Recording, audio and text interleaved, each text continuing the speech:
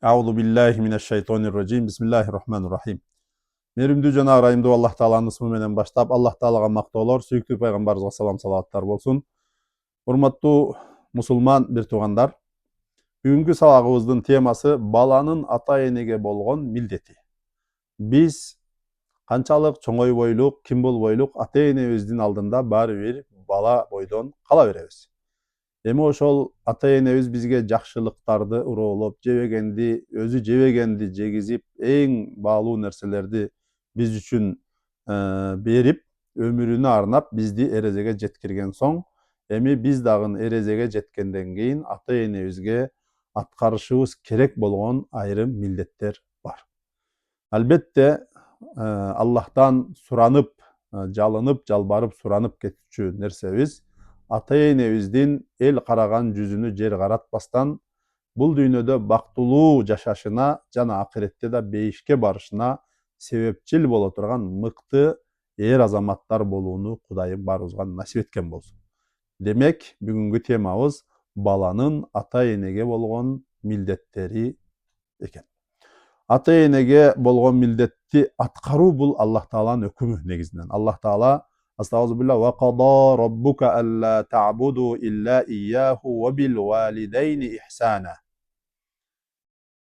Сенин Роббиң сага кескин түрдө, өтө кескин түрдө буйрук берет. Аллахтын өзүгө гана кулчулук кылгының, андан кийинки эле аткара турган озыйпаң сенин эмне ата энеңе жакшылык кылган. Алардын экөөсүн тең, же экөөнүн бирөөү сенин жаныңда картайган, улгайган чагына жетсе, аларга өтө жумшак, жакшы мамиле кылгының, аларга уф деп дагы айтпагының деди. Уф деген сөз аларды кайсы бир деңгээлде кагып силкүүгө алып барат. Ошондуктан уф деп дагы айтпагының деди. Демек, ата энеге жакшылык кылуу, жакшы мамиле кылуу, сүйлөгөндө жылуу, жумшак, таттуу, үмүт тартуулаган, маанайды көтөрө турган жакшы сөз сүйлөө, мамиледе жакшы мамиле кылуу, аларды ар дайым урматтап сыйлап жүрүүнү Аллах Таала бизге буйрук кылып, жана биз дагы ошол Аллахтын буйругуну аткарган болуп эсептелинет экенбиз. Экинчиден, ата энеге жакшы мамиле кылыш керек. Кур'анда вала такуллахума уффин, силер ата энелериңерге уф деп дагы айтпагыла деди. Үчүнчүдөн, ата энеге жакшы мамиле кылуу бул пайгамбарыбыздын сүннөтү жана алып келген шарияты.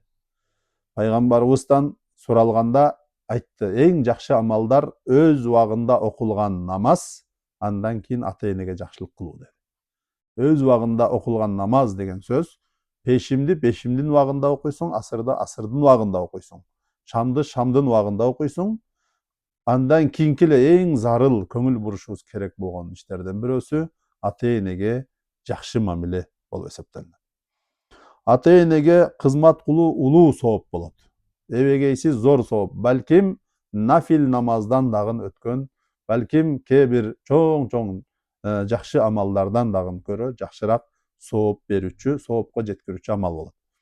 Пайгамбарыбыз саллаллаху алейхи ва салламга бир жигит келди, айтты: каны кайнап турган, жүрөгүндө жалыны бар, ушунчалык бир Аллах жолу дегенде, Аллах дегенде жаныны бергүүгө даяр болгон жигит: о Аллахтын элчиси, мен жихадка чыксам болобу? Жортулга чыксам болобу?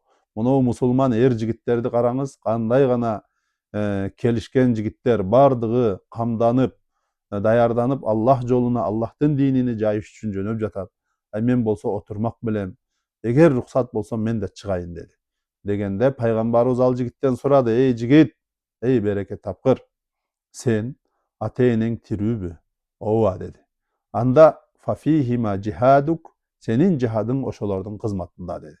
Сен ошолорго жакшы кызмат кыл, батасын ал, айтканын кылгының, ошондо сен жихадтын сообуну аласың деди. Демек, ата энеге жакшылык кылуу улуу соопко жеткирет. Ата энеге акарат кылбоо, ата энеге акарат кылуу же болбосо алардын көңүлүнү ренжитүү жана башка, булар баары чоң күнөө болот. Пайгамбарыбыз саллаллаху алейхи ва саллам айтты: о адамдар, өз ата энеңерди сөкпөгүлө, тилдебегиле деди. Анан sahabalar suraştı, ya Resulallah, bir adam özünün ata-enesini kantip tildeş gerek? Kantip tildeydi bu? Kanday bolot dese, Peygamberimiz sallallahu aleyhi ve sellem aytты. Sen bireudun ata-enesiге til uzatasың, til тийгизесиң, сөгөсүң, акарат кыласың, ал да сенин ата-энеңди сөгөт. Ошондой сен өзүң ата-энеңди сөккөндөй болуп каласың. Ошон үчүн оозуга мындай адат болуп калган, привычка болуп калган кээ бир сөздөрдө этият болойлу да. Атаңды, энеңди деген сөздөрдө этият бололук. Анткени өзүңдүн энеңди тилдегендин күнөөсүнү алып каласың. Ата-эне көзү тирүү болобу, көзү өткөн болобу, аларга болгон биздин милдетибиз токтобойт. Кайсы перзент, уул болсун, кыз болсун, 5 вакыт намаз окуп, намаздан кийин ата-энесиге көзү тирүү болсо кечирим жана үзүн өмүр, жакшылык тилеп, көзү өткөн болсо Аллахтан ырайым тилеп дуа кылса, ошол баланын рызкысы кең болот, жолу ар дайым ачык болот, жана дагы иштери ар дайым алдыга жүрөт да. Ата-энеге жакшылык кылуу Аллахтын буйругу, ошол Аллахтын буйругун аткарууда ата-энеге бактылуулук болот. Ошол баланын же кыздын, перзенттин өзүнө дагы жакшылык болот. Анткени Аллахтын шарияты бул ушундай. Демек, ата-энени сыйлоо, жумшак мамиле кылуу, алардын бардык жакшылыктарды каалап, колубуздан келишинче урмат, сый көргөзүү эмне биздин милдетибиз болот. Ата-энелерибиздин өмүрлөрү узун болсун, көзү өткөндөрдүн жаткан жери жайлуу болсун. Аллах таалам ата-энелерди ар дайым бар кылсын. Ассаламу алейкум ва рахматуллахи ва баракатух.